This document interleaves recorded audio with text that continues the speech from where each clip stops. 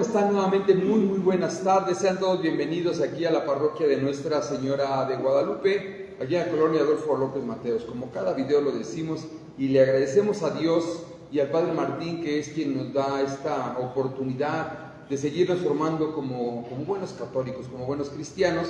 Y no solamente ello, nos motiva y nos incita precisamente a dar razones de nuestra fe para posteriormente transmitirla. Y también le damos la bienvenida a todos los presentes y también aquí a la comunidad de Nuestra Señora de Guadalupe, de aquí de la parroquia, que se van conectando. Un saludo también a todos los hermanos que han venido y que por circunstancias no han podido llegar en estos momentos. Un saludo a todos, en especial a Jesús, de aquí de nuestra parroquia vecina de Cristo Profeta. También y a todas las personas de las parroquias vecinas, vengan, nos estamos formando en la fe, intégrense por favor a su parroquia, acérquense a su parroquia, hay muchos lugares donde podemos estarnos formando en nuestra fe. Vamos a ponernos en manos de Dios para arrancar, si son tan amables, en el nombre del Padre, y del Hijo, y del Espíritu Santo. Amén.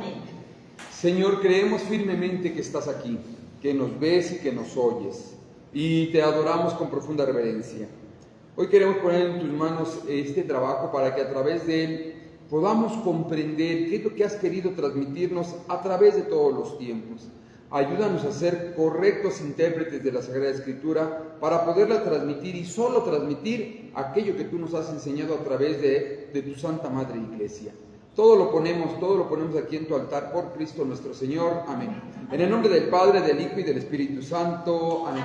Muy bien, pues entonces en el gran contexto, vamos a tomar asiento en el gran contexto, es que nos estamos formando en este taller que es método teológico, que no es otra cosa sino la propuesta que nosotros estamos dando, la Iglesia nos propone, para poder comprender la Sagrada Escritura, para no desviarnos, para poder hacer correctas interpretaciones, no solamente en este caso de la materia del método teológico, sino en cualquier materia en general. En cualquier materia, tener un buen método te va a ayudar a la comprensión de los objetivos, que te va a invitar a entender dicha materia. No olvidando entonces que estamos utilizando como bibliografía este texto del método teológico de Olga Consuelo Vélez de la Universidad Javeriana en este bloque, porque ya estuvimos ocupando algunos otros documentos en bloques anteriores, y en nuestro gran temario ya hemos llegado a nuestros temas 8 y 9. Vamos a hablar de lo que es la interpretación y la explicación de los fundamentos. Si recordarán, esta segunda parte estamos basándonos precisamente de un método amplio de Erickson del 2008, páginas 62 a la 63, Teología Sistemática. Y concretamente de esta parte vamos a hablar hoy del desarrollo de la interpretación, es decir, la hermenéutica. Esto, para los que me acompañaron en el curso bíblico de ya el año pasado, tuvimos todo en el bloque interno, hablamos de lo que era la hermenéutica, y ahorita lo vamos a volver a repasar. Muy bien, pues vámonos de lleno. Estamos en el punto número 7, que es desarrollo de la interpretación. Mira, la hermenéutica bíblica es una ciencia, o sea, implica que, aunque no lo crean, es una ciencia, y no solamente es aplicable al texto bíblico. La hermenéutica se aplica en la literatura a los grandes textos literarios que existen en el mundo. Obviamente en la Sagrada Escritura toma un auge muy fuerte por la trascendencia del escrito, por ser palabra de Dios. Y es la ciencia de la interpretación aplicada a los libros y epístolas de la Biblia, es decir, la interpretación de los documentos bíblicos, para nosotros concretamente aplicable a la Sagrada Escritura. Y vamos a hacer un pequeño ejercicio para que me comprendan qué es esto de la interpretación y lo que vamos a profundizar. Resulta que un señor muere y era dueño de media colonia de la López Mateos, tenía hectáreas como no se imaginan, todos los terrenos eran de él y además millones de pesos en el banco. Cuando llega el notario para poder repartir la herencia a los bienhechores en este testamento, lo que encuentran escrito es lo que está ahí, y a la letra dice así, fíjense, ustedes me dicen a quién le vamos a dar la herencia. Saca el notario la hoja, así como está escrito, así aparece, y él dice: dejo la herencia a mi hermano, no a mi primo, jamás a mi cuñado. Entonces rápidamente se levanta el hermano feliz, ahora ya millonario, diciendo: gracias hermano, yo sabía que tú me amabas mucho, ¿Sí me explicó? Y entonces todos se quedan, ¿pero por qué? Pues porque ahí está muy claro, ahí dice, dejo la herencia a mi hermano, no a mi primo, jamás a mi cuñado. Bueno, pues todos los millones para acá. En ese momento se levanta precisamente el primo y dice, espérenme tantito, ahí no dice eso. Caray, ¿qué dice? Ahí dice, dejo la herencia a mi hermano, no, a mi primo, jamás a mi cuñado. Entonces la herencia es para el primo, y agarran todos los millones para allá, y dice el cuñado, tranquilos, ahí no dice eso. ¿Cómo no? Entonces, ¿qué dice? Ahí dice, ¿dejo la herencia a mi hermano? No. ¿A mi primo? Jamás. A mi cuñado. Y entonces ya se convirtió en un conflicto por la interpretación que cada quien le va a dar. Obviamente, las reglas ortográficas nos hubieran ayudado a todos, pero no las hay. Así está escrito, de puño y letra, si quieren, del hoy difunto. ¿Qué haremos? ¿Qué haremos? Lo repartimos en 3, esa no fue la voluntad del difunto. ¿Qué vamos a hacer?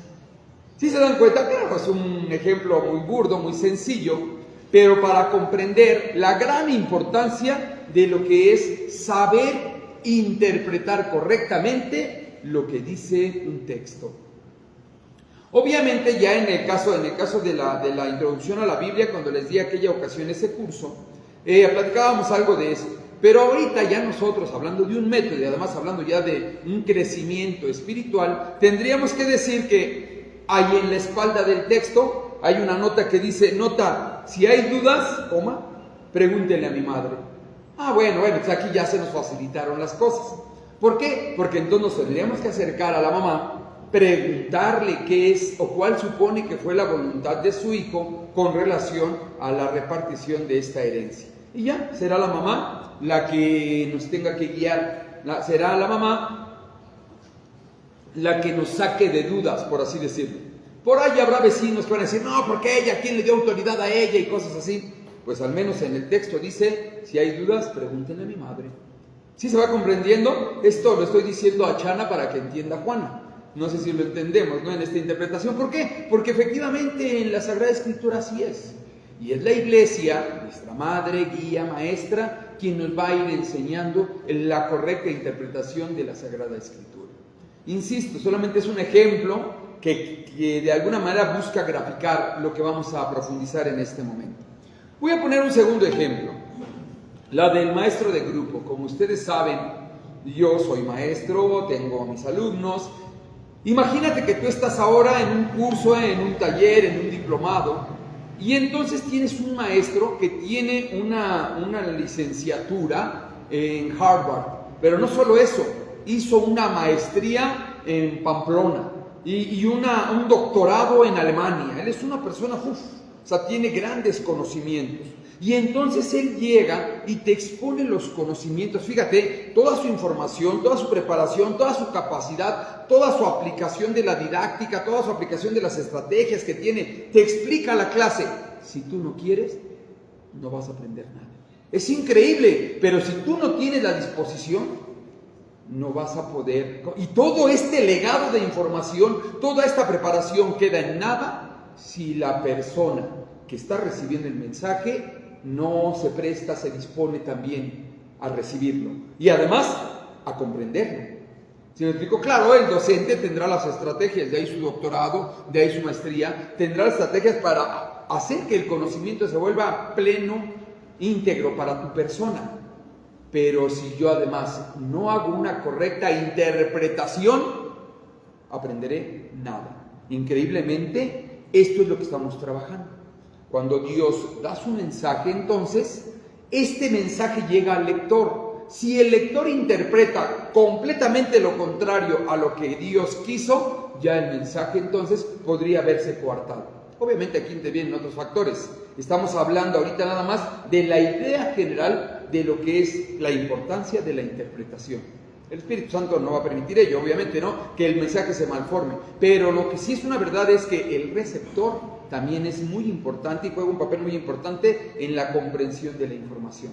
¿Sí ya se va entendiendo hasta acá? Bueno, pues eso es el trabajo de la hermenéutica. El trabajo de la interpretación, y es decir, de la hermenéutica bíblica, es esforzarse por establecer un puente entre el lector y el autor a través del texto. ¿Estamos de acuerdo? ¿Se acuerdan que hicimos un ejercicio en donde decían los pasos, en el bloque anterior, los pasos que yo tengo que hacer? Primero busco fuentes en la Sagrada Escritura. Una vez que ya tengo las fuentes, entonces ya podré empezar a analizar qué se enseñaba en la historia de la iglesia, los padres apostólicos. Empecé a analizar fuentes extrabíblicas. Todo eso, fíjense, me va a dar una base de información tal que me podrá permitir hacer una correcta interpretación. Pero aunque yo tenga toda la información de la Sagrada Escritura, si yo digo que la Eucaristía solo es una representación, entonces ahí ya el que está haciendo la interpretación está ya no comprendiendo. ¿Sí me explicó? Aún incluso con las bases de información, no está comprendiendo el mensaje original. Que tristemente pasa en algunos hermanos que optaron por deslindarse de la iglesia que Cristo fundó. Y entonces hacen sus libres interpretaciones y por eso ya cada quien entiende lo que quiera. Nuestro trabajo en este taller de método teológico es tener no solamente las bases, sino la garantía de que lo que yo estoy interpretando es lo que Dios exactamente quería enseñar. ¿Sí? Entonces se dan cuenta, es muy, muy interesante hasta aquí. Bueno, pues vamos a profundizar. Miren, hay una doble tarea. La primera, indagar lo que significó el texto en el pasado. Es decir, cuando se escribió, cuando tú tomaste tu curso de Biblia, de tu introducción a la Biblia, y te dijeron que el Pentateuco, los primeros 5 libros de la Biblia, se escribieron hace 1400 años, tendríamos que ubicarnos en ese momento, en ese tiempo, en ese espacio. ¿Por qué se escribió? ¿Qué sucedió en ese momento? En un primer momento. Y después descubrir por qué ese texto, que lo tenemos hoy en día tú y yo aquí, ¿qué representa para nosotros? Quise poner la foto del padre José María Lagrange. Es uno de los grandes hermenéuticos e intérpretes de la Sagrada Escritura, y sacerdote católico que ha tenido la iglesia del siglo XIX. Ahora ya tenemos que decir así, ¿no? Del siglo XIX, del siglo también pasado, porque él también intervino mucho en la contribución de la interpretación de la Sagrada Escritura. Todos los padres de la iglesia, en algún momento muchas personas hacían unas interpretaciones tal que los padres de la iglesia decían, bueno, no, esto no es lo que dijo ¿cómo se llama? El difunto, vamos a llamarle así. Dejo la herencia a mi hermano, no a mi primo, mejor a mi cuñado, llega la mamá, hasta ya llegó un vecino y dice, no, es que ahí en el trasfondo lo que está diciendo es, se la dejamos a los vecinos. El texto ni dice eso. Ah, bueno, porque como no se la deja a nadie en especial, se refiere a los vecinos. Y llega la mamá y dice, no, yo que sepa, no. Y al menos yo que conviví con mi hijo, no. Eso es lo que de alguna manera quiero entender al tratar de explicar lo importante de lo que es saber llegar al contexto de la Sagrada Escritura, a lo que significó en su momento pasado, lo que significa en nuestro momento.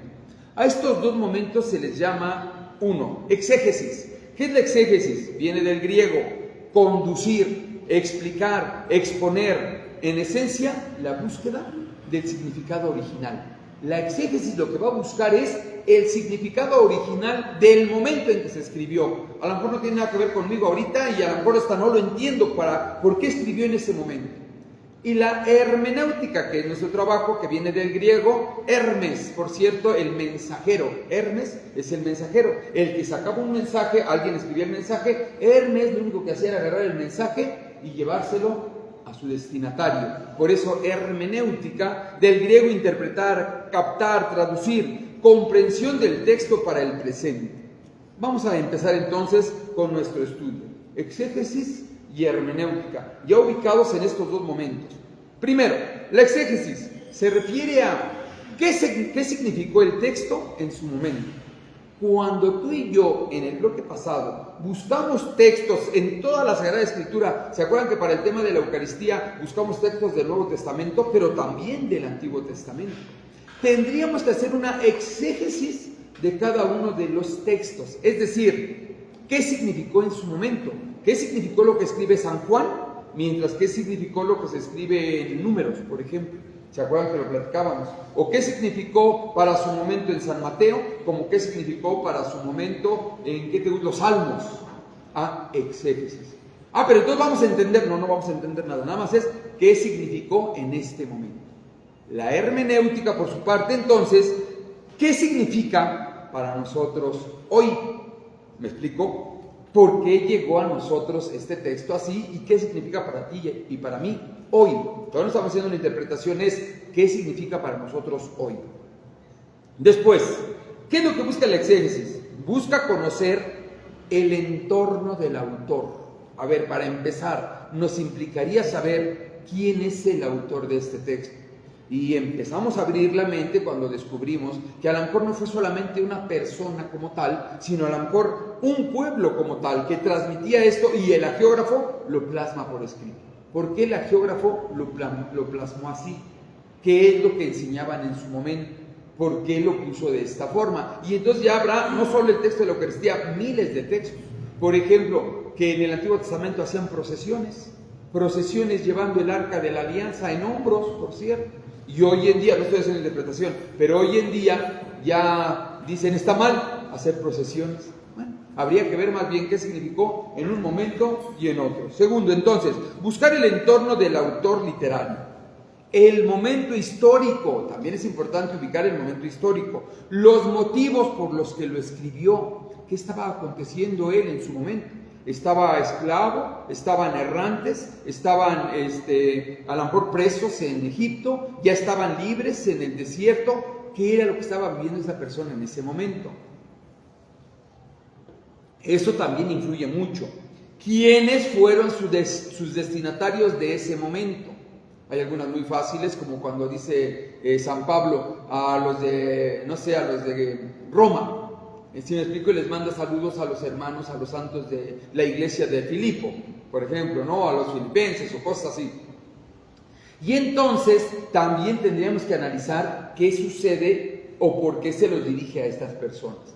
Exégesis. No estamos interpretando, no estamos diciendo yo comprendo que cada quien entienda lo que quiera, no. ¿Qué significó en su momento? La hermenéutica, por su parte, obviamente es un momento posterior al exégesis. Primeramente se tiene que dar la exégesis y después viene el momento de la hermenéutica, de la interpretación. Pretende iluminar nuestro presente, es decir, ahora sí, ¿qué nos dice ese texto a nosotros hoy? Pero en nuestro presente actual, en lo que estamos viviendo, estas ideologías, esta gente que de repente ya no tiene clara su identidad, o sea, ¿qué nos dice a ti y a mí hoy? Vaticano II nos da una cátedra de todo esto porque se enfrenta a una realidad de su momento y empieza a hacer la exégesis del texto bíblico y nos empieza a la comunidad, en este caso a la iglesia de los 60, 70, les empieza a explicar lo importante de que los laicos, por ejemplo, empiecen a tomar un papel más protagonista en el proceso de la evangelización. Pero si nos remontamos a 1545, cuando viene el concilio el de Trento, cuando viene el decir, no, la Sagrada Escritura son estos los libros, los 73, no porque en ese momento se descubriera, sino porque llega un grupo de personas a decir, no, la Biblia no, cada quien que la interprete como quiera, no, espérame tantito. ¿Cómo responder a ese momento y también con el mensaje de Cristo?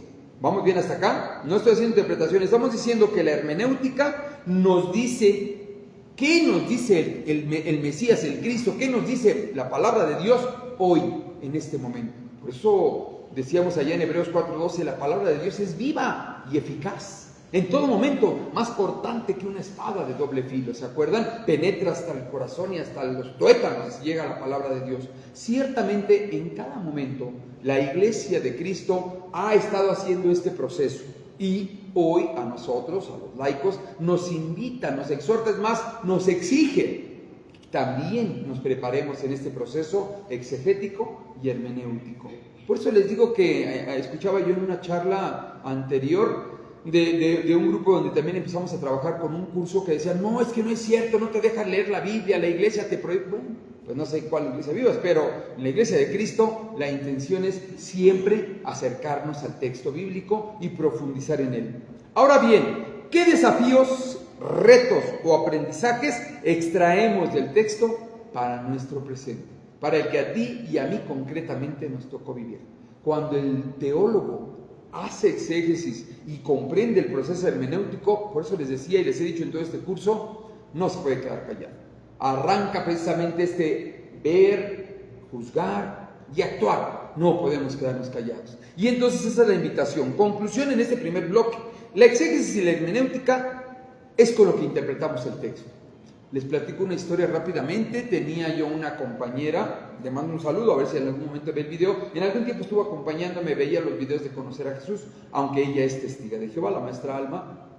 Muy mi amiga, 16 años trabajamos juntos, y como testiga de Jehová siempre también fue muy respetuosa, y yo con ella muy bien, incluso hicimos una amistad muy profunda, pero siempre también en el entorno de la Sagrada Escritura. ¿Y por qué esto? ¿Y por qué el otro? Y yo le explicaba, y aunque yo le explicara, ustedes ya vieron que al menos no soy tan ingenuo en de la Sagrada Escritura, y aunque yo le explicara, bueno, ella tenía su postura y se respetaba. Pero cuando llegamos a este tema, yo le decía, bueno, ustedes que son estudiantes de la Biblia, platícame cuál es su método teológico, o sea, cuál es su proceso de exégesis y hermenéutica. No quiero ser desatento con el comentario, ¿no? Y en alguna ocasión ya veo un video donde dice un comentario igual y físicamente lo platicamos. Pero su respuesta me sorprendió porque cuando le digo, bueno, ¿cuál es el proceso exegético o hermenéutico que ustedes hacen cuando estudian la Sagrada Escritura? Su respuesta fue, ¿qué es eso? Así de ese tamaño. ¿Qué es eso, manito? O sea, tampoco insisto, quiero ser desatento, pero sí es increíble que incluso nosotros, católicos, a veces ni idea tenemos de qué es la exégesis o la hermenéutica. Y es algo muy necesario para el proceso de fundamentar nuestra fe. ¿Estamos bien hasta acá? Entonces, cualquier interpretación del texto que queramos hacer tiene que pasar necesariamente por estos dos bloques. ¿Por qué? Porque con la pura exégesis, si tú nada más haces un estudio antiguo del texto que se escribió hace 1400 años, 1200, 1000 años, corremos el riesgo de hacer un estudio arqueológico o solamente sociocultural, que es lo que le pasa normalmente a la comunidad científica o a la comunidad atea con relación a la Sagrada Escritura. No tienen una percepción amplia desde la perspectiva de la teología, del conocimiento de Dios. Pero si solamente hacemos pura hermenéutica, que es lo que pasa hoy en nuestros días, si solamente hacemos pura hermenéutica sin el contexto, está muy cercana al error, a malas interpretaciones, incluso a herejías. Ya incluso hay doctrinas hoy en día que proponen los unicitarios, que es una corriente protestante también, o vertiente de la vertiente de la vertiente de la vertiente, los unicitarios que proponen que no, que en realidad Dios solamente es Jesús. ¿Sí me explicó? Y cuando creó era Jesús, y cuando estaba en la cruz era Jesús, y el Espíritu es Jesús. Los unicitarios, solo Jesús salva. Esos, ¿sí me explicó? Entonces aquí el gran problema es su mala interpretación, su mala hermenéutica, por no tomar en cuenta todo el proceso exegético, toda la historia de la salvación, todo el estudio de la Sagrada Escritura. Hagan de cuenta que fueron a la librería, no quiero ser tampoco desatento, pero bueno, fueron a la librería parroquial o no sé dónde, compraron una Biblia, la abrieron y empiezan a comprender lo que a su mente llega. Bueno, no, es que no es así. Y ese es el gran problema de muchas personas. ¿Sí me explico? Y no quiere decir que Dios esté lejano en ese sentido, no está tan cercano, que nos ha enseñado que la fe se vive, se celebra en comunidad, en iglesia. Ya cuando tú te separas, dice Jesús, yo soy la vid, ustedes son los sarmientos. Cuando se separen, se van a secar. Así entonces, la exégesis y la hermenéutica son pasos obligados para hacer una interpretación. En nuestro caso, hermano, entonces, cuando en un curso bíblico, en este momento también de nuestro método teológico, después de que terminamos los procesos de los videos y hacemos nuestras interpretaciones o hacemos el estudio de la Sagrada Escritura, no podemos perder de vista todos estos pasos. Y los anteriores que vimos hace 8 días, ¿se acuerdan? Que tomar en cuenta primero los textos bíblicos, los extrabíblicos que dice la Iglesia, y cosas así. ¿Sí vamos bien? Muy bien. Ahora, también les voy a presentar, y para que lo conozcan, a la Pontificia Comisión Bíblica. Es decir, en todo lo que dice Juan Carlos, no. En la Iglesia de Cristo, la Iglesia Católica, la Iglesia de los Apóstoles hasta hoy, siempre ha tenido aquellas personas que nos van guiando en el proceso formativo. En el caso de la Iglesia de Cristo es la Pontificia Comisión Bíblica, es decir, nos indica por medio del texto la interpretación de la Biblia en la Iglesia, promoviendo el estudio de la Sagrada Escritura, orientando su interpelación con los métodos y acercamientos correctos por Cristo a través del Espíritu Santo. Orientando su interpretación con los métodos y acercamientos correctos fundamentados por Cristo a través del Espíritu Santo. Es decir, La iglesia es la primera también en la que nos dice, no, tenemos que acercarnos a la Sagrada Escritura, tenemos que profundizar, hagan correctas interpretaciones conforme precisamente a lo que Cristo enseñó a través del Espíritu Santo. El Espíritu Santo no nos va a dejar equivocarnos si lo estamos haciendo en la comunidad de Cristo, en el cuerpo de Cristo, en la iglesia, que es la columna y la base de la verdad. Hay muchísima información de la Pontificia Comisión Bíblica. Uno de tantos textos que descargué es la interpretación de la Biblia en la iglesia. Es el prefacio del documento de la Comisión Bíblica, esto del 15 de abril del 93, que fue uno de los más cercanos que encontré.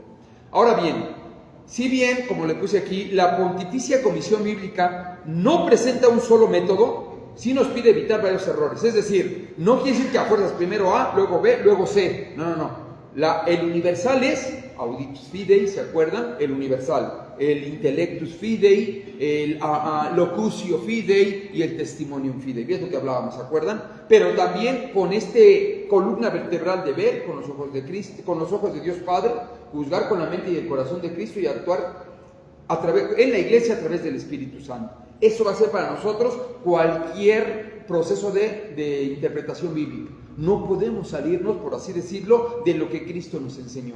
Por eso Cristo así les dijo, me ha sido dado todo poder en la tierra, en el cielo y en la tierra. Vayan y anuncien lo que yo les he enseñado. Ya cuando escuches a una persona que empieza a un grupo de personas, les empieza a decir que Jesús, no fue Jesús carne y hueso, sino era un holograma, el que vino y estuvo con nosotros, ya dices, bueno, eso ya son herejías en grado sumo, ¿sí me explicó? Y que la iglesia ha venido contrarrestando en su momento con Nestorio, decían que no, que Jesús era el hijo del Padre, el unigénito, pero no era verdadero Dios. Y esa doctrina ya del año 400, por ahí así, después de Cristo, son las que han venido ahorita como que a sacudir, desempolvar y hacer para sí los protestantes, principalmente los testigos de Jehová. Y por eso tú vas a encontrar esas doctrinas en ellos. Por eso es importante que no nos separemos de la iglesia de Cristo. Tengan mucho cuidado en ese sentido. ¿Qué nos pide entonces la Pontificia Comisión Bíblica? Al menos evitar algunos errores como cuáles. Primero, realizar una lectura fundamentalista del texto. ¿A qué se refiere? Literal. ¿Sí me explicó? No, aquí dice así literal. En el curso bíblico lo recordarán, vimos géneros literarios, ¿se acuerdan? Si no, también vamos a tratar de profundizar algunas partes ya en nuestros ejercicios. Pero bueno, no hay que hacer una lectura fundamentalista, sino entender la doctrina que está en esos textos bíblicos. Por algo se escribió el texto así y por algo dice esa palabra así, pero nosotros estamos alcanzando la doctrina. Un ejemplo concreto, dicen los hermanos, díganme dónde dice la palabra católica, por así decirlo, ¿no? En el caso de la Sagrada Escritura. ¿Dónde dice la palabra papa? Si no está en la Biblia, yo no lo creo. Eso es una doctrina fundamentalista. Si no está, no lo creo. Porque si fuéramos tan estrictos como ello, entonces no tendríamos que creer en la Trinidad, porque en ninguna parte de la Biblia está la palabra Trinidad, así como tal no está. Y entonces, bueno, la doctrina, lo que Dios se ha manifestado y se ha revelado a lo largo de la historia, es Dios creador, Hijo redentor y el Espíritu santificador. Eso hasta los niños del catecismo lo saben. ¿Dónde está un error grande en hacer interpretaciones literalistas o fundamentalistas? ¿Dónde se abre la puerta para esta situación? Con las 95 tesis de Martín Lutero. ¿Se acuerdan de aquel que le da pie al protestantismo? Y una de sus máximas es que cada quien interprete la Biblia como quiera.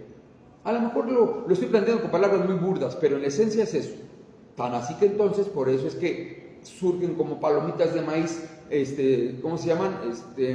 Congregaciones protestantes, porque cuando cada quien interpreta lo que quiera, pero ya no estoy de acuerdo con lo que interpretó el otro hermano, entonces ya hago yo mi propia secta. Si vamos bien hasta acá, la intención del teólogo en la iglesia, del exégeta, de que está haciendo esas interpretaciones, tiene como fin seguir el proceso que Cristo dejó en su iglesia, la unidad. ¿Se me explicó? Seguir el proceso de lo que Cristo, por lo que Cristo dio su vida en la iglesia. Ahora bien, otro punto que nos proponen evitar es respetar el texto, es decir, no obligar a decir al texto lo que no dice. ¿Me explico? Y en ninguna parte de la Sagrada Escritura del griego original dice que cuando en el tema de la Eucaristía, cuando Cristo lo comenta, nunca dice Jesús, esta es una representación, esto representa mi cuerpo. Bueno, es increíble que la Reforma Protestante así lo adoctrina. No, eso nada más representa, no es su cuerpo.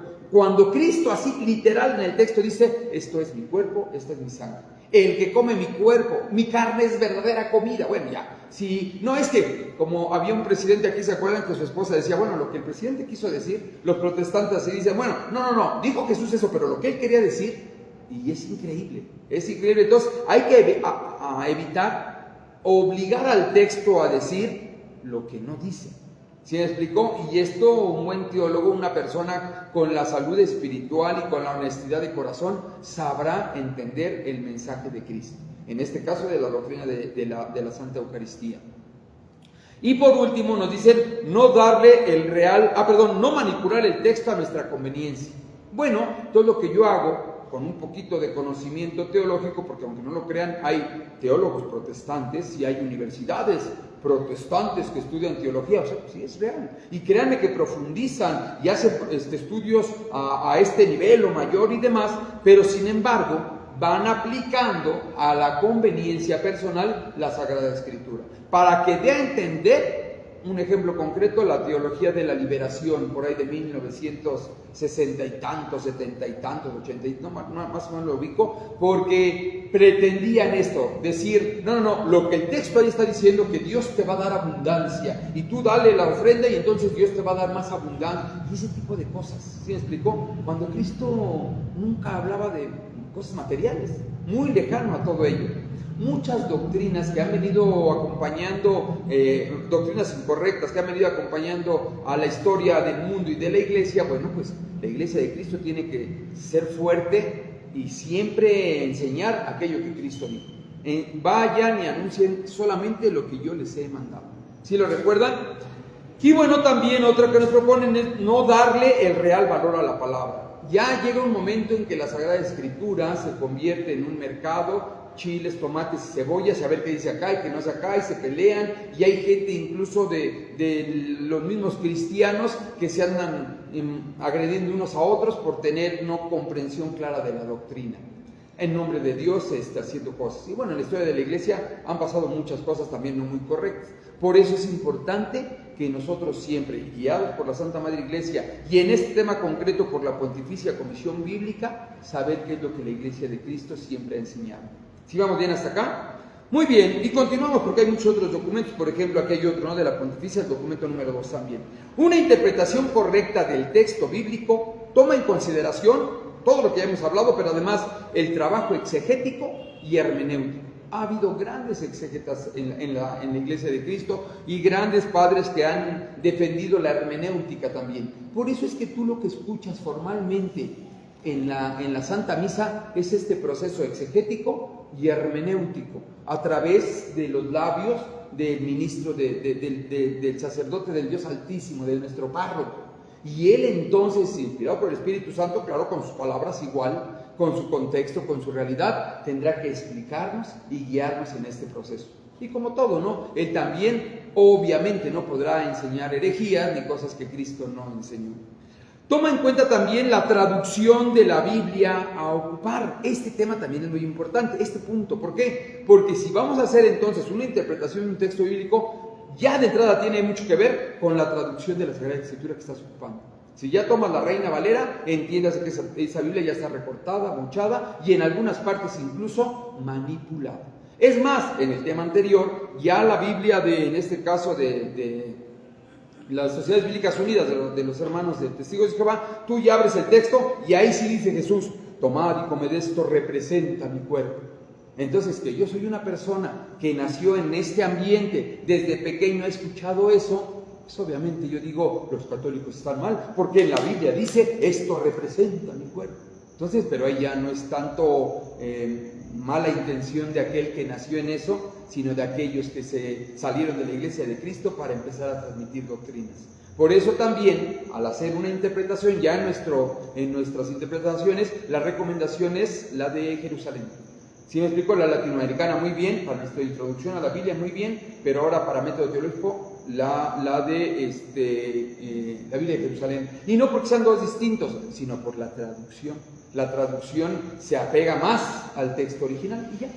A la otra ya se desapegó, no, solamente lo culturizó.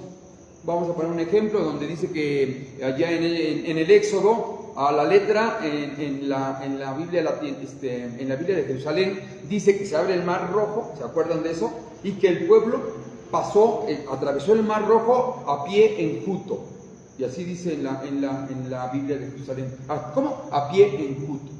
Y ustedes, al mismo texto bíblico en la latinoamericana, fue a paso firme, o sea que no se hundía. ¿Me explico? Y no porque estén hablando de dos cosas distintas, sino de que una hizo, como en el caso de la Vulgata, viene de la Vulgata, hizo la traducción tal cual de los textos al latín.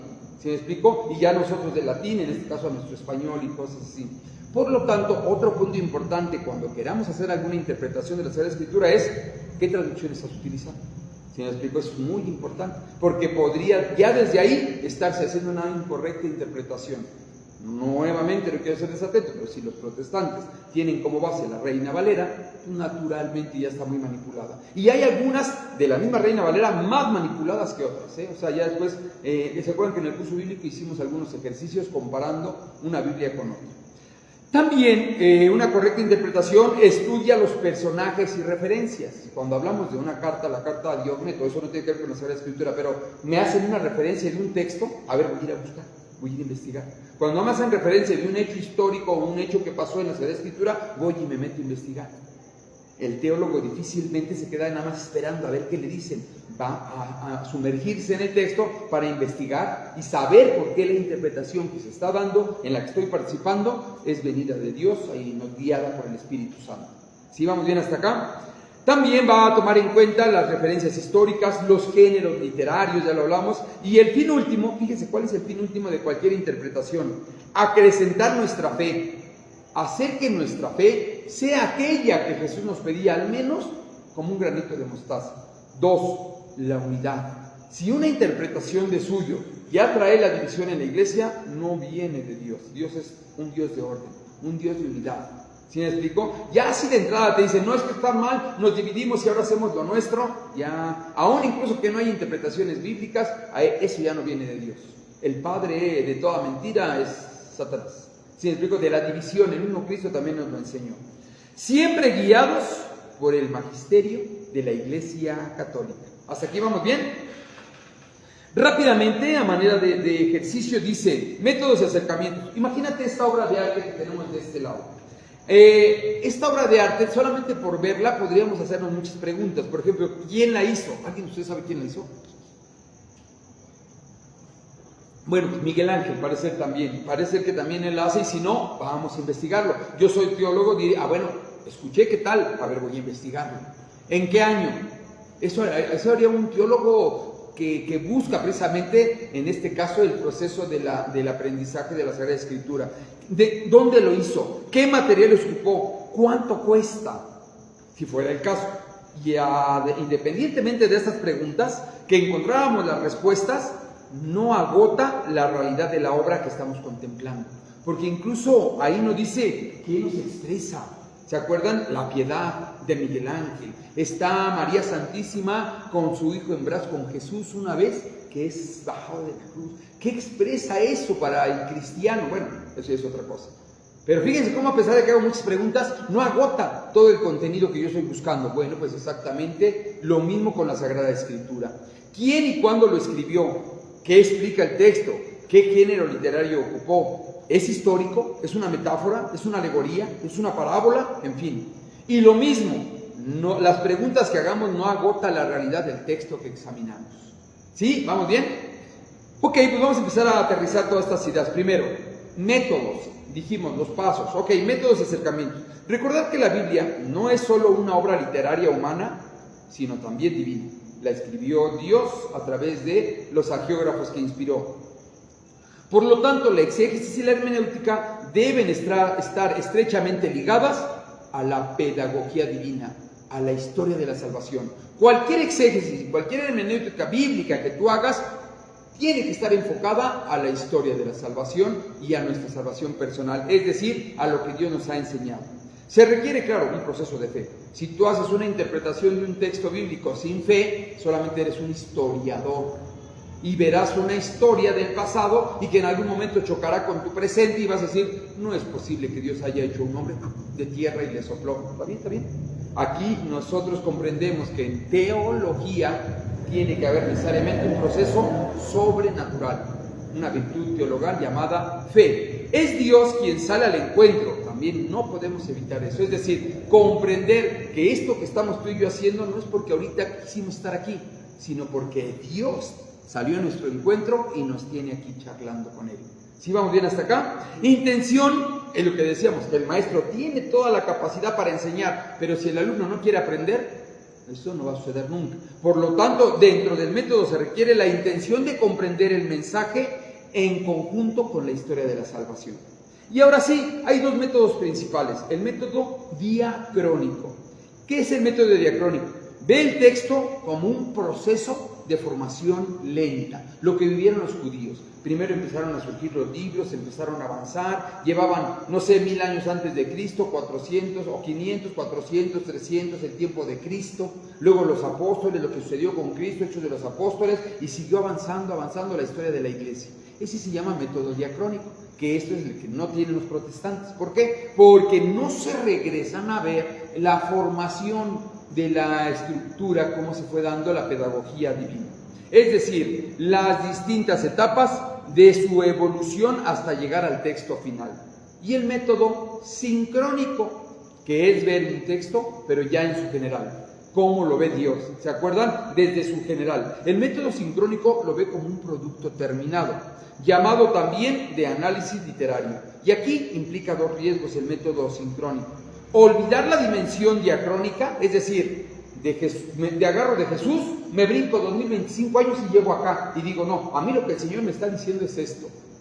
Y ese es el gran problema de muchos que hacen interpretaciones bíblicas, porque no comprenden el método diacrónico. Entonces, un riesgo es olvidar la dimensión diacrónica de la revelación y de la escritura. Y otro riesgo que se tiene en el método sincrónico es aislar las unidades del conjunto, es decir, del todo, del conjunto canónico. Un gran error también es que sacan un texto de la Biblia y aquí se ponen a hacer interpretaciones sin tomar en cuenta el contexto. Por ejemplo, el purgatorio. A ver, dime dónde dice la palabra purgatorio. No la vas a encontrar, hermano.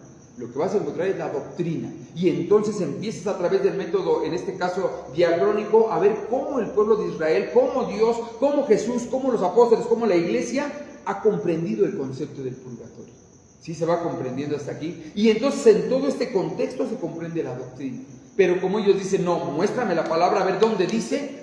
Eso, por eso les digo que está muy, muy alejado de lo que Cristo enseñó. Otra cosa, una incorrecta exégesis y hermenéutica bíblica es, al hacer exégesis vemos el texto final o definitivo, pero sin perder de vista el proceso de formación que detectamos en él, es decir, la hermenéutica. Y otra cosa importante, ¿cuál es la función del pueblo, tú y yo, al hacer una interpretación? Obviamente, entenderlo, aprenderlo y transmitirlo. Esa es la manera en que la iglesia de Cristo va a seguir existiendo y va a seguir dando, bueno, por Cristo, yo estoy con ustedes todo el tiempo, hasta el fin del mundo, contigo, sin mí, o sea, la iglesia de Cristo va a seguir siendo, pero obviamente como todos somos el cuerpo de Cristo, es Él quien va a permitir que esto se vaya transmitiendo de generación en generación, y lo va a seguir permitiendo, tan así que te platico que a lo mejor en el año 1000 alguien dijo, no, ya, se va a acabar la iglesia, y tú y yo aquí estamos. En el año 1517 llegaron los protestantes y dijeron, no, esta iglesia no es cierto, está mal, y ahora somos nosotros, y aquí seguimos. Hace 50 años, un cantante de un grupo muy conocido decía, nosotros somos más conocidos que Jesucristo, es más, ya de Jesucristo ni quien se acuerde de él, ya se murió ese señor, ya se acabó ese grupo, es más, ni saben de qué grupo estoy hablando, pero eran 4, y la evidencia es que aquí sigue la iglesia de Cristo, y va a seguir. ¿Sí se va entendiendo? Entonces, más bien tú y yo, lo que tenemos que hacer es entender todo esto con un fin, el teólogo, transmitirlo de acuerdo a lo que nos propone la Santa Madre Iglesia. Y vienen las funciones específicas, es decir, los exégetas interpretan conforme al mandato fiel de Cristo. Tú y yo lo que estamos haciendo es aportar, apoyar a hacer iglesia y a hacer iglesia y a hacer iglesia. Ser iglesia y hacer iglesia. Ya los exégetas que el Espíritu Santo elige para que escriban o para que nos ayuden en la interpretación, ellos nos van a seguir guiando. Y por eso entonces el respeto y gran veneración por aquellos ministros que el Señor ha escogido a través de la imposición de manos, nuestros sacerdotes. ¿Sí? ¿Vamos bien? Conclusión. El pueblo de Dios entonces en la interpretación, los fieles en general, nos toca a nosotros fundamentar nuestra fe y materializar el mensaje de salvación. Todo esto no sirve de nada si se queda en la teoría. Todo esto no sirve de nada si solamente es bla, bla, bla. La fe del carbonero.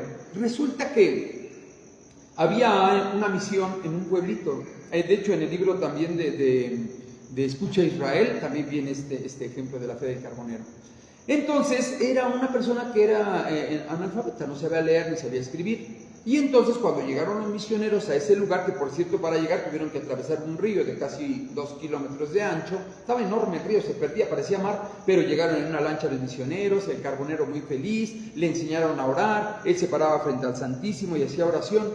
Una vez estando ahí, llega el carbonerito que ya se iba a trabajar, se hinca frente al Santísimo y le dice a Dios: Señor, sácame de la gloria y méteme al infierno. Y entonces el religioso dice: ¿pero cómo dijiste? Sácame de la gloria y méteme al infierno. No, es sácame del infierno y méteme a la gloria. Ah, gracias, Padrecito.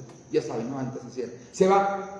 Al otro día llega el carbonerito a 5:30 de la mañana. Era lo primero que hacía antes de irse a trabajar. Y entonces se hinca, estando por ahí también el fraile, y otra vez el carbonerito: Señor, sácame de la gloria y méteme al infierno. Oh, que no, sácame del infierno y méteme a la gloria. Ah, sí, perdón, Padrecito, y ya. Un día, pues ya llega, se hinca y dice: Señor, sácame de dónde, o cómo, o méteme a dónde. ¿No han visto al fraile? Y no, ya ve la canoa, que ya llevaba como unos 400 metros avanzando en el río. Híjole, Padrecito, ¿cómo era? ¿Qué tengo que decir? Y se echa a correr Padrecito, ¿qué tengo que decir? Voltea al sacerdote y lo ve corriendo sobre el agua. Y le dice: mira, dile a Dios como quieras, Él te entiende. ¿Sí me explicó? La fe del pueblo es grande, es enorme, tú y yo, créemelo. Pero lo que queremos es dar razón de nuestra fe. ¿Sí me explicó? Me decía una hermana que ahora estaba invitando para el curso bíblico allá en mi parroquia y decía: es que yo no sé leer ni escribir. Perfecto. ¡Qué mejor! Y en serio, qué mejor, porque entonces tu corazón es más dispuesto que aquellos sabios y entendidos, que a veces creemos que sabemos mucho de Biblia. ¿Sí vamos bien hasta acá? Y entonces, así lo hacía San Francisco de Asís, ¿se acuerdan? Aquel que entendió el Evangelio y dijo: mira, me quito todo esto porque yo ya entendí que el Señor no quiere las cosas materiales, sino quiere transmitir su mensaje vivo. ¿Se acuerdan que él tenía una máxima también que decía: vamos a ir a predicar? Salía con sus monjes y todos bien felices, hasta estaban estudian en la noche, haciendo sus disertaciones teológicas, y salen a predicar con el hermano Francisco, le dan vuelta a la plazuela, regresan al convento. ¿Qué pasó? ¿No que íbamos a predicar? Ya predicamos con nuestro testimonio. Si vamos bien hasta acá, eso es lo que tiene que hacer, lo que tenemos que hacer nosotros, el pueblo. Y finalmente, un ejemplo clarísimo: la Madre Teresa de Calcuta. ¿Sí me explico? Que ni siquiera es un ejemplo lejano a ti. El carbonerito es ficticio, San Francisco de Asís no te tocó en tiempo y espacio, pero la Madre Teresa sí. El Papa San Juan Pablo II sí. El mismo Carlo Acutis. ¿Sí me explico? Ahora santo del 7 de septiembre para acá. Personas que han comprendido esto, que han entendido que transmitir la palabra de Dios es fundamentar nuestra fe, precisamente con nuestro testimonio. El pueblo de Dios entonces tiene una fe enorme. No se requiere una gran preparación, se requiere una gran disposición. Aquello que le decía yo a la hermanita, ¿no? Pues exactamente tienes lo que necesitas: querer, venir, abrir tu corazón. Abre tu mente, sí, pero también abre tu corazón, y de hecho ábrelo más. Así entonces, proclamar e interpretar auténticamente la palabra de Dios. Por último, así pues, en último término, es el magisterio quien tiene la misión de garantizar la auténtica interpretación y de indicar, cuando sea necesario, qué tal o cual interpretación particular es incompatible con el Evangelio. Eso lo vamos a encontrar en Dei Verbum, en este numeral 1.10.2. Cuando esa interpretación con el Evangelio es auténtica. Y eso la Santa Madre Iglesia Nota, ¿tienen dudas? Pregúntenle a mi madre. Ah, ¿pero por qué? No, los protestantes. No, ¿por qué? ¿Quién les dio autoridad? ¿El Papa quién es? Es la gran no sé qué. Desmeritar a la mamá. Los vecinos, el cuñado, el hermano, empiezan a decir, no, que no, la señora es una no sé quién, yo sé que ella no es cierto, ella debe haber inventado el texto de la nota final. O sea, es muy fácil de comprender este ejemplo del principio. ¿Sí? ¿Vamos bien hasta acá? Muy bien. Entonces, ¿cuáles son las exigencias para todos los creyentes? Debemos acercarnos a la exégesis y la hermenéutica, segunda de Pedro 1:20, porque ninguna escritura se escribió por cuenta propia. ¿Sí me explico? Todo lo que está en la Sagrada Escritura fue escrito por el Espíritu Santo, por Dios a través del Espíritu Santo, Dios Espíritu Santo a través de los geógrafos. Ser fieles al texto, analizado, conocer el texto y el contexto, también la invitación a la apertura del Espíritu Santo y entender que la Iglesia es la depositaria de la fe. Dios, Jesús, dejó en su Iglesia precisamente las llaves. Quien quiera entrar, bueno, pues que entre por la puerta que Cristo fue la que dijo. ¿Cuál es la puerta? ¿Cuántos van a entrar en la puerta angosta y en la puerta ancha? Y Jesús lo que dijo fue, esfuérzate, tú esfuérzate. No dijo si muchos o pocos, dijo esfuérzate. No sé si hasta aquí hay alguna pregunta, algún comentario. ¿Todo bien? Es muy interesante. Fíjense lo que vamos a hacer como trabajo en casa. Vas a tratar de hacer un exégesis, por lo tanto te estoy invitando a que busques el texto original o el texto de tu Biblia, busques quién lo escribió, de cuándo crees que sea ese escrito, por qué escribió eso, y después busques hacer una interpretación a tu tiempo real, al momento que estás viviendo, casado, separado, con hijos, con trabajo, sin trabajo, a tu momento real. Es la cita de Lucas 10, del 1 al 4. Y obviamente tú haces este proceso siempre buscando estar en comunidad con la Iglesia, que es lo que ha enseñado la Iglesia a través del tiempo. Muy bien, no sé si hasta aquí todos bien, ¿sí? ¿Todo tranquilo? Muy bien, vamos a ver si hay algunas personas que han estado conectándose. Vicky Rosas, un saludo para ti.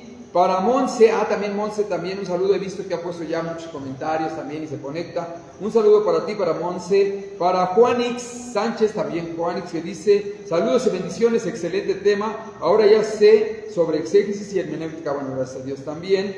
De hecho, gracias a Dios. Y bueno, hay otros muchos comentarios. A ver, pásame el mío, porque luego ponen otros comentarios ahí. Porque como este es de la parroquia y este es de el mío personal. Luego también un saludo a Tony, un saludo a todos los hermanos de la parroquia de Santa María Magdalena, un saludo a la parroquia de San Miguel, les digo, un saludo a la parroquia de San Francisco de Asís, todavía sigo conectados, a la parroquia de San Francisco de Asís, un saludo a Jimena, un saludo a Carla, a Giovanna, bueno, muchas personas que también me han pedido que los saluden. Y por gracia de Dios, bueno, pues aquí seguimos. La invitación no es otra, sino entusiasmarlos en la fe. Que tú digas, no, yo quiero seguir aprendiendo, no sé hasta cuándo, pero yo quiero seguir aprendiendo y que sea el Espíritu Santo quien nos dé la oportunidad y nos abra el entendimiento con humildad para que lo que aprendamos sea para su gloria y para la salvación de los hombres. ¿Va que va? Pues vamos a darle gracias a Dios entonces, si son tan amables todos. También para Maurilia, un saludo para Maurilia, que también me ha pedido que le mande saludos, y agregamos algunos hermanitos también últimamente. Bueno, pues vamos a darle gracias a Dios todos en el nombre del Padre, del Hijo y del Espíritu Santo. Amén. Señor, creemos firmemente que estás aquí, que nos ves y que nos oyes, y te adoramos con profunda reverencia. Hoy queremos darte las gracias porque solamente a través del Espíritu Santo, cediendo nuestro corazón, es que podemos comprender tu mensaje de amor. Ayúdanos a descifrar este gran momento de comprender que todo lo que podemos aprender se refleja en el amor al prójimo. Por tanto, te pedimos la humildad, la sencillez, para que nos des también la fuerza de poder abrazar al prójimo, a la persona que tenemos a un lado.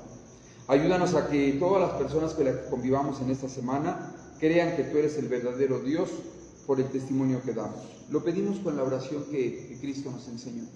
Padre nuestro que estás en el cielo, santificado sea tu nombre. Venga a nosotros tu reino. Hágase tu voluntad en la tierra como en el cielo. Danos hoy nuestro pan de cada día. Perdona nuestras ofensas, como también nosotros perdonamos a los que nos ofenden. No nos dejes caer en tentación y líbranos del mal. Amén. Y como siempre le damos gracias a nuestra Madre, la Santísima Virgen María, que también ella, desde esa perspectiva de Madre, nos ha acercado al Cristo, nos ha enseñado a amarlo, a comprenderlo, a vivirlo y a transmitirlo como ella lo hizo. Ella como primer cristiana, como la primer persona que creyó realmente que aquello que estaba fruto de su vientre era el Mesías, que ella sea que interceda por nosotros para acercarnos también a Jesús, camino, verdad y vida. Lo pedimos con la oración que bajó del cielo. Dios te salve María, llena eres de gracia, el Señor es contigo. Bendita eres entre todas las mujeres y bendito es el fruto de tu vientre, Jesús. Santa María, Madre de Dios, ruega por nosotros pecadores, ahora y en la hora de nuestra muerte. Amén. En el nombre del Padre, del Hijo y del Espíritu Santo. Amén. Y un saludo a todas las personas que se conectaron a través de la parroquia. Un saludo al hermano Jesús, que también está escuchando y viendo. Y a cada una de las personas que estamos aquí presentes. Cuídense mucho, nos vemos la próxima. Hasta luego.